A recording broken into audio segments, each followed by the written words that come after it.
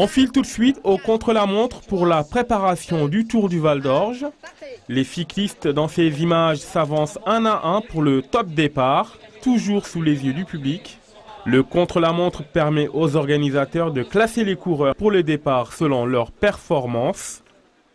Une pensée tout de même à Jean de Berne qui nous a quittés. C'était un habitué de la course et le Tour du Val d'Orge porte son nom cette année.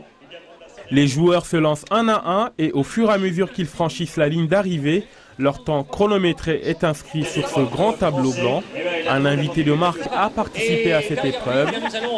Il s'agit de Dimitri Champion, l'homme que l'on ne présente plus dans le milieu du cyclisme, coureur au palmarès bien rempli.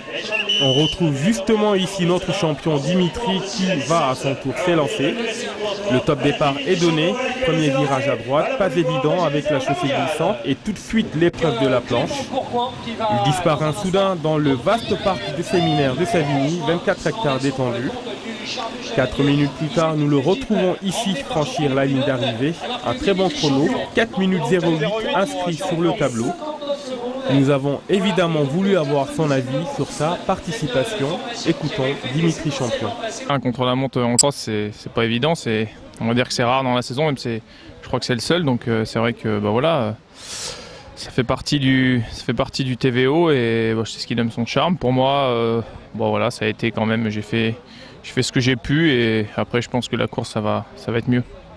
La condition revient tout doucement, donc ça peut que m'avantager, donc justement pour accumuler les kilomètres pour les prochaines éditions.